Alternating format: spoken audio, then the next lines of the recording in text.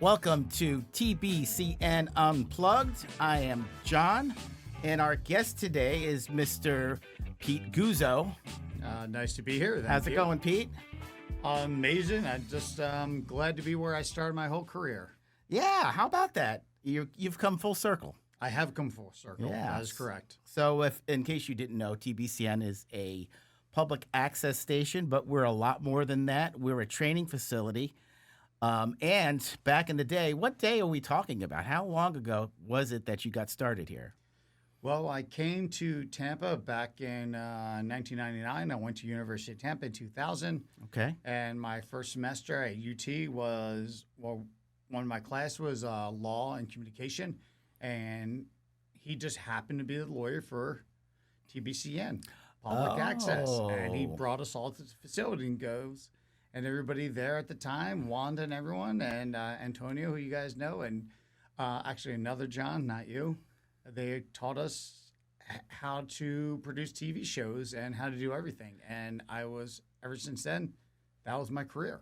I just was like, I love television, film, and video. Yeah. And it was all because of TBCN. What was the name of it? Did you go in and did you produce a show right away, or did you crew on other shows and then said, oh, I can do this, or did you just go right in? No, I was a goofball. I just went all in. Yeah, okay. Yeah. And what was the name of your public access show? It was a controversial show called Spooners. Aha, yes. Yep. It was skits, guy talk, men show. Nothing perverse though. Yeah, no, we never took it that far. Okay. But it was definitely a fun skit show, and that's where I learned how to edit and produce and direct, not only in the field but also everything at TBCN taught me, public access taught me how to produce a show live and inside the control room. So things were a lot different back then because, YouTube wasn't around yet. No. Yet. YouTube was public access. Yeah, it was. It really was. And my idea was, I wish there was a worldwide public access where everybody could just upload their programs and then YouTube came out. And I was like, that was my idea. That would have been amazing. Right? Yes. So, yeah, I didn't take my good idea because I kind of thought of it in probably 2001, 2002, and YouTube came out in 2005 or 6. Yeah, and unfortunately, Google just has more money than us. Yeah, they have a lot. And whoever, and they bought it off somebody else. Yeah, so, they did. Yeah, so. An amazing idea. But public access was the first YouTube. Absolutely. Not just in Tampa, but all over the country. Yep. There's still some public access stations around. As a matter of fact, TBCN is the last public access station in Florida. Is it really? It is really. Oh, I didn't know that. Yeah. There's government access. There's local origination. There's things that are close to it, but we're the last station that can call themselves public access. I mean, I don't know what people's ages are who are going to listen to this, but Wayne's World really promoted public access. Absolutely. And I tell when I do a class, I always tell people, "Have you ever seen Wayne's World?" And usually it's like, "What?" And it's like you need to see Wayne's World so you can understand what it was. And that's what I did when I started up public access. Yeah. It was complete just us having fun, goofing around, but we learned so much, not only about just to entertain people, but how to grow inside the industry and how to learn not only about being creative, but also the technical aspects of it. And it was amazing. I loved How many years access. do you think you did it for? We did. It's crazy, but we have mini DV tapes. We have 78 episodes. Oh, that's great. That's the long running. So that's what, 4 years, something like that? 4 years of shows, Yeah. Yeah, I did it all the way into right before my MBA. Okay, and so and then I eventually had to go. Okay, I can't keep doing this. Right. At some point, you graduate from it. Yeah. But yeah. It was. Amazing. So when you left, the station was still going strong. It was. Yeah. Everybody I knew was still there. A couple people left. New people came on. It was much different when we first started. Yeah. Where there was a point where we would actually go out in public back in 2002. When Channel Side used to have Howl the Moon. Oh, which yeah. was a long time ago. Yep. And people used to actually walk up to us and recognize who we were. Yep. That's Yep. how big public access Yep. was I've before been YouTube. recognized before. Yeah, it was yep. amazing. That's how long we were doing it for. Yeah. And it was fun. Well, and not just that, but it was on the lower channels. It was. Was it 19 and 20? It was 1920, 2 channels. Yeah. So if you were channel surfing at what time was your show on? We had to do the 9 and 10 o'clock show Yeah. because we sometimes would curse. Yeah. Okay. So, but it was Yeah. great. But everybody, USF and University of Tampa, all the college kids would watch us. Yeah. So it was really fun. Yeah, that's cool. Yeah, similar experience in New Jersey. Did a public access show called Scream at the Wall. Oh, that's cool. Yeah, and then kind of got it started here, but then I had to work for a living, so I stayed in public access and I became a trainer. Yeah, I see that. So, That's yeah, amazing. Yeah, so I mean, here I am. It's a great platform. Absolutely, It's yeah. an amazing platform, actually. Yeah. So what are you doing now? What years? How many years later? Over Over 25, 20 years later. Yeah. Yeah. Now I have my own production company where our main focus is advertising. We're not an ad agency, but we do commercials, branded content. We work with ad agencies, direct with marketing companies, direct with huge marketing departments. I mean, our clients range from Seiko, Navy Federal Credit Union, CSL Plasma. I mean, it's a whole plethora of like large brands. And yeah, it's amazing. We do a lot of content from live action to animation to motion graphics, and we also do radio. Okay. Cool. Yeah. Then do you want to give yourself a plug? Do I want to give myself a plug? Yeah. The name of my company is Custom Built. It's funny the way you spell it. It's KESTUM, B as in boy, ILT. Gotcha. Okay. .com. .com. Yep. And people always, when I first started back in 2014, they go, "That's a stupid name." I go, It's been around that long. "Yeah." It's like, it's not about the name. It's about the quality of the content that we're going to produce. Right. And people eventually will just accept the name. How did you come up with that spelling? Or The funny thing is, I'm from New Jersey. You're from New Jersey, right? yeah. Yep. And, from New Jersey, we're just sarcastic and Right. Yes, we are. we just voice our own opinion. Yeah. And, someone challenged me one day and goes, "What are you going to name the company?" I go, "I don't know. I'm just going to make up a name." They go, "No, it's real important what your name is." I go, "It's really not. It's about the content I produce. Yeah. That's what's important. Yeah. It's what we produce is important." So I was like, "All right, I'm going to come up with a jackass name." And people are going to handle it and deal with it, and then they'll accept the content we produce. And So over it's 10 always years been later. that name from the start. Yeah, Yeah. Nobody can pronounce it and nobody can spell it. Okay. Right. I remember you telling me, and then I finally did find you, but yeah, it was a little bit of a challenge. Yeah. Yeah. So, but there's them like you said, you have business cards, you have links you can send people. Yeah. And once they find you, they bookmark you, I'm sure. Oh yeah. They earmark us, and we have great clients, so we're never really worried about anything. And is your studio open for business or? So we had a couple of different offices over in Tampa, and also we have one in Miami and a satellite in Atlanta. But mostly we just travel around the country. Right. Our work is everywhere. Like Yeah. last year we were in Houston, LA, Puerto Rico, Denver, Atlanta, Miami 3 times. Obviously here in Tampa. Yeah. Up in New York. So we travel all over. But we do have, it's a separate business, so it's not custom built. I have a studio that we're building over in the Channel Side area. Okay. And that's not going to be custom built? That's going to be. That's going to be, that's a separate business. That's going to Okay. be for, it's going to be 3 studios, a large studio. Oh. It's going to have wow. a kitchen studio, and it's also Okay. going to have an insert studio for TikTok, video cast, and telecast. And we'll have a co-work space for young entrepreneurs, just like I was back in the day, Right. who just need a space. Kind to of be like they're creative. doing here in this mall. Yes, Yeah, exactly. yeah. Just somewhere to have energy and to feel like you're part of something bigger Right. than you realize you can be part of. Yeah. And that's what we want to do. And then eventually you can grow into some of the offices that we have there as well. And maybe eventually you can rent the big studios and you'll have clients, and your clients get excited, and you rent a conference room. And Right. so that's the whole reason for 211 Studios. So you're that's what it's called. So you're collaborating with others. in Yeah, this, yeah, it really is. It's not. It has nothing to do with. My production company has more to do with just giving back to the community. Gotcha. Because without, not to kind of just keep pushing public access, Yeah. but without TBCN, I would never have had a career.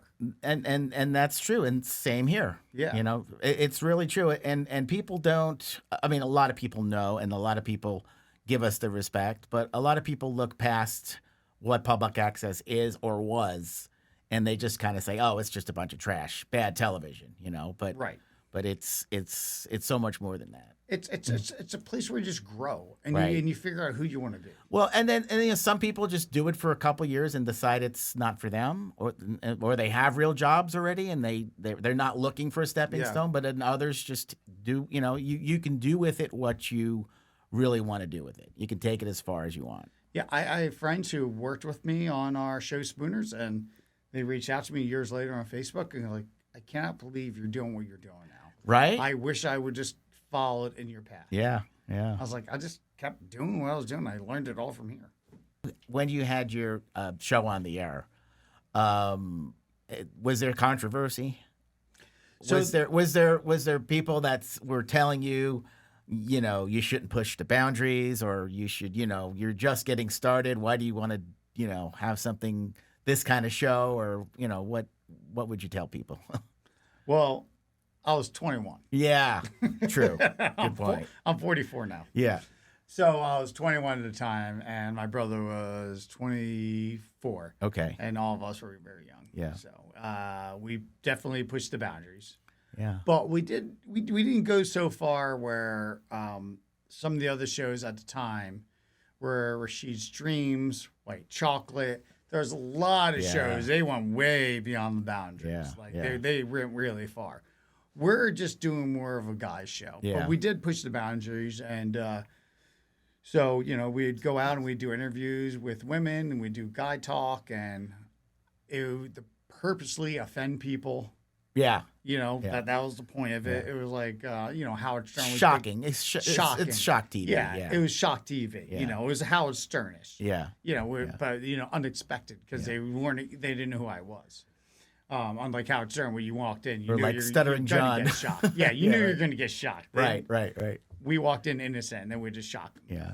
Yeah. We did a lot of interviews where we had homeless people interviewing other homeless people. I think I remember that. Yes. Yeah. So that was fun. But we did get kicked off public access for a whole year. Oh. But What not, was the- not not off the for that channel, reason. just in the studio. Okay. Yeah. Something happened in the studio. They say where- we weren't allowed in the studio anymore. We had to do everything remote. Oh, I do remember that. So what I did Yeah. was the first season we did everything in studio, Mm-hmm. which was about 20 episodes. And then we did everything remote, and I edited everything at home on the Bubble iMac. I was gonna. That's what When software? Final Cut Pro Final 1. Cut Pro was okay. Yep. Yeah. The Final Cut Pro 1 on Yeah. a MIDI DV. Yep.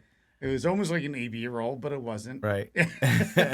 And that's how we got around it. And they Cool. still allowed us to have a show. And you just turned them in on mini DV. I would just turn them in MIDI DV, and then I had to go there in person and put it onto a Beta SP. Okay. Eventually Digi Yeah. Beta. Yep. But yeah, originally it was Beta SP, and then Digi Beta. And I had to record it onto that. Bear with us, young folks. Tape They're down. like- Yes, nobody's going to understand what we're Right. talking Right. about. Beta right SP. now. What's that? Nobody understands what Digi Right. SP What's a is. Betamax? What? Yeah, I know. So, but that's what we did. And but they were like, well, if you're willing to do this, we'll still air your show. Okay. And it ended up being worth it. Oh, 100%. Because then we came back the following season, and us back in the studio, and we started doing everything again. So and that was going to be my next question. How technology has changed so much for the good, really. But it's kind of like, look, everybody can have a YouTube channel now. Everybody can have a podcast. It's just it almost seems like too much. I mean, how do you stand out? Yeah, it's very difficult. It is, right? It's very difficult. I mean, not even as a let's just talk about us being consumers. Yeah. I mean, I go onto my Apple TV right now, and I have 10 different applications. Yeah, I right. have Hulu, I have YouTube, I have Netflix, It's- I have Paramount, I have Peacock. Yeah. I'm like, oh my God. Right. I have like, YouTube TV. I'm spending Yeah. more money on channel or apps than I did when I was just getting typical cable. Right, right. Yeah, you could very well. People say that cable's not worth it and all this. It's like, well, it's kind of not. No, but- we're spending a fortune yeah, on it. and everybody wants the on demand now. Yeah, and then you have there's so many different ways to Yeah. get your to consume entertainment. So as a producer, you have to really think about how are you going to produce the content, where is going to be your demographic, and what exactly outlet you want. And we deal with that in a lot of ways because not only as a commercial producer, when I'm working with clients and ad agencies, we have to know, are we going to produce things for Hulu? Is it going to be produced for broadcast? Is it going to true. be produced for TikTok? Is it You have to know the produced for format. Reels? Yeah. We have to take that all into consideration when we're producing commercials. Yeah, Because we have to know, okay, we have to produce this like 7 different ways during a shoot. yeah. And that's like very difficult for a lot of people to grasp. And then how are you going to share it? How are you going to share it? Yeah. Yep. How are you going to get the word out? Yeah, so know? it's very difficult. And then when it comes to entertainment purposes, we have a show called Santa Pole to Pole that we're What's it called? Santa Pole to Pole. Santa pole to pole. Yeah, have you ever seen Space Ghost Coast to Coast? Mm-hmm. It's the same Okay. realm, but it's Santa. And Santa's dropping by here, by the way, today. yep. Yeah. So it's Santa, and what does Santa do the other 364 days a year? He hosts a talk show, and he interviews real people. So it's Oh, an wow. animated series, and he interviews real people as an animated character. Oh, that's so awesome. So we're pitching that right now. Okay. We have a lot of interest, but Yeah. we have to how people are going to consume it. Yeah. We're like, well, it's going to start off probably YouTube, Yeah. and then we're going to go from there. So That's our so main cool. goal. So we had to think about how we're going to have people consume it before we even started creating it, Yeah. which is a difficult thought. Back in the day, it was like, well, movies or TV, and now it's completely Now it's different. like, yeah, movies, TV. Is it going to be, Yeah, is it going to be YouTube? Is it going to be, is it going to be free? Is it going to be Prime? is it going to be Prime? Right. Yeah. Yeah. You don't know. It's just a matter of how much money you have to promote it, I guess. Yeah, I mean, NFL Thursday night games are on Prime, Yeah, right. so who knows how it's going to be consumed anymore. What kind of advice would you give someone that's, maybe just 15, 16 years old? Would you tell them to go to college and learn video production? Would you tell them to do what you did? Or, because, you went to a really good school, but there's so many people that skip over that, What would you recommend to someone that's just kind of getting in the business? I've had that question asked to me many times, actually, in the past during interviews or speeches and stuff, and that's a very interesting question because it's a hard one to answer. So what I usually tell young people is, if you're intelligent and you know what you want to do, just go ahead and do it. Right. Be optimistic and follow your path. Find a mentor and do it. Did you have a mentor? I had one mentor for 2 semesters. Okay. And Probably your teacher. My teacher. Yeah. And I was getting my bachelor's degree, and it was called Visual Communications, University of Tampa. I didn't even get the film TV. Yeah. I'm doing air quotes, by the way, everybody. I didn't even get the film status. Yeah. I was visual communications. And I told my professor I'm going to go get my MFA. And he told me, he goes, why are you going to go get your MFA? Right. You've already produced films with me. You don't know what you're doing yet, but you understand where you want to go. He goes, go get your MBA. And I go, why should I get my MBA? He goes, you don't know anything about business. I go, you know what? You're right. I don't. Yeah. So I went back and I got my MBA, and I learned a lot because I wasn't mathematically challenged at that time. So I did it. Mm-hmm. However, that's not for everybody. Yeah. Some people, if you already feel like you're on the right path, and I don't mean cocky, I mean you feel like you're on the right path and you know how to be an entrepreneur and get it done, then find the right job and then find the right system and go through. Right now, you have so many online courses you can do to promote yourself and Right. to educate yourself. Do that route. However, if you feel like you're somewhat declined educational-wise when it comes to business, then yeah, get your college degree. Yeah. And do it. It's just college is so expensive. I know. Well, It's just like if you feel like you can do it without it, then do without it. But it's all about self-motivation. Some people are motivated and some people aren't motivated. So it really depends on the person. So I always want to challenge young people.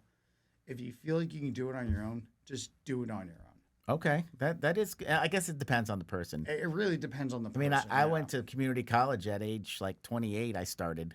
Yeah. And I got it. By the time I got out, I was almost 35 or something. But I was Yeah. working. You know. It's so hard. I mean, Yeah. some people are motivated Yeah. and they're ready to do it. And some people are motivated. Some people need to go to college. Some people don't need to go to college. Some people can be entrepreneurs. Some people need to work underneath somebody. That's me. Yeah, I've always worked for somebody. I mean, I've dabbled in business. I've done, but most of the time I've always worked for somebody. Yeah, and there's no There's no right or wrong. There's no right or wrong. No. Some people want to work for people, and other people want to control systems. So it's different. Interesting. Okay. Yeah, Wow. that's my theory. And I have 3 different businesses, and So what are the three? well, I have Custom Built. Custom built. I have 211 Studios. Right. And I have my film companies where we're producing shows. Like we have Santa Paul to Pole. We also have Unrested, Yeah. which is a series that we're pitching right now. So, sometimes you just have the motivation to push, and sometimes you have the motivation to push other people's ideas. Yeah. And I love the people who are people who work with me who push our ideas. They're not even my ideas anymore. They're our ideas. Absolutely. And they work with me to push our ideas. I can tell you're a good team player. Oh, 100%. Yeah, I yeah. have 2 great ladies in my life who are amazing entrepreneurs, and they work with me, and they push our ideas. Yeah. So that's what I like to see in people. Yeah. It's you can have like the best ideas, but if you don't have the person to push you, you know, the person to distribute, the person to social media, everything is so important these days. Yeah, I actually even had, it was probably like 2 months ago, and I had Stacy, who works with me, said, you don't promote yourself enough. You promote the company, you promote us, but you never promote yourself. As an individual, as a An director. individual. Yeah. So I was like, you know what, you're right. I never Here's do. your chance. I never do. Here's your Here's chance. my chance. So I started promoting myself with her Yeah. help, and all of a sudden people started like, oh, Pete Guzzo versus Custom Built. Yeah, yeah, that's cool. And your brother Paul, we actually invited him. It was kind of short notice, so he He couldn't didn't make show it. up? Well, no, he told me he couldn't make it. Oh, you should have told me. I would have called him and told him to get the hell over here. Right? But he got started with you Yeah. with Spooners, right? Yep. And now he's a writer.